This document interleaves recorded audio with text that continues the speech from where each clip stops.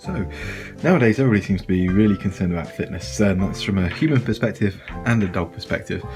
And what the Whistle Activity Monitor aims to do is measure the fitness or the activity levels of your dog. We've had the device now for about 2 weeks maybe, and it's just going to be a really quick run through as to what my impressions are of the device. So, just taking it apart, you can see it's very snazzy packaging. You've got the sliding lid, followed by the Whistle logo, you can see just there, that has to be lifted off. And then here it is. This is the Whistle. Let's have a look. So here is inside the box. This is what you get. So you can see this is the Whistle monitor for sort of size. What it needs is these things just here. You'll be able to see there's a regular USB type connection here. That slips into the computer, and that cradle just there will accept the Whistle device, just like this, onto it.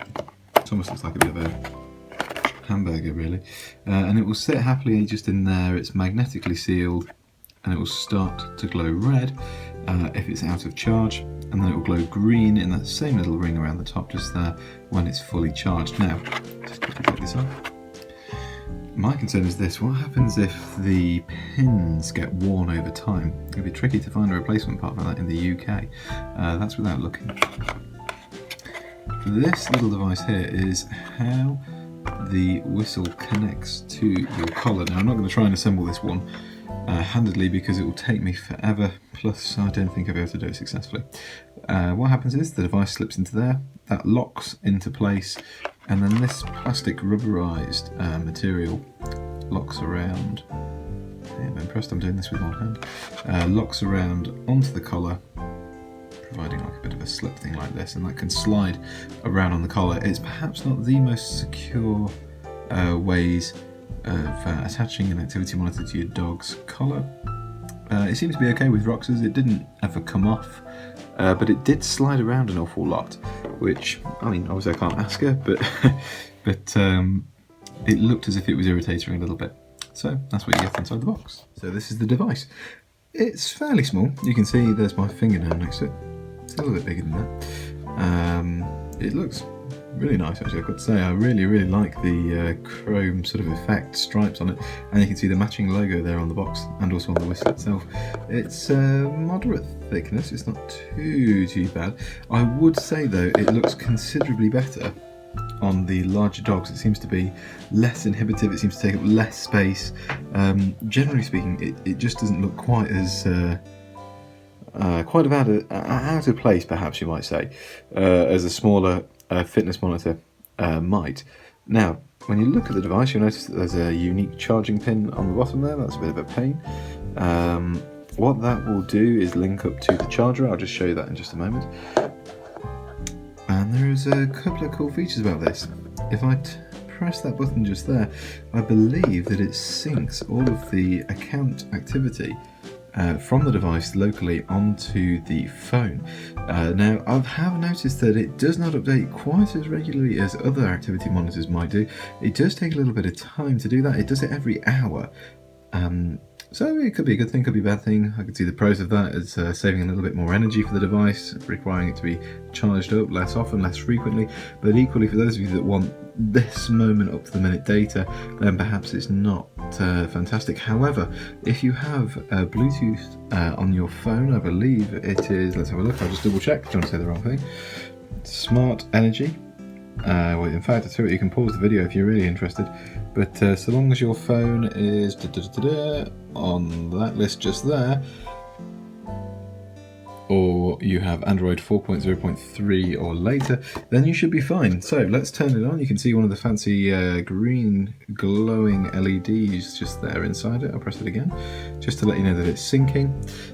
In addition to that, if you hold down a long time, it should go blue, I believe, and you might not be able to see it. Yes, there it is, it's going blue. And what that is saying is that it's looking to connect to a mobile device. So, oh, I must admit, it is one of the really nice features about this activity monitor. It does look undeniably snazzy. It does look really cool.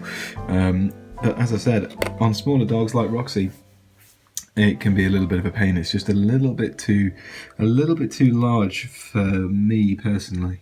I just don't think it sits on her quite as nicely as her other activity monitor does. And at the minute, I mean, I got this one from eBay, so it was relatively cheap. I think it cost me about 20 quid in the end, so not the end of the world to buy something, just to hope that it see what it's like and whether it works for Rox or not. So not the end of the world. I know on Amazon UK they've got them going, it's silly money really, about 100 quid I think, a little bit more than that perhaps. I would not buy this device for that amount of money. I appreciate that they're having to ship it in from the States, but equally that is an awful lot of money for a device that you can get second hand on eBay that will work just as well for a fraction of the cost. Me personally, I think it's too big for small dogs.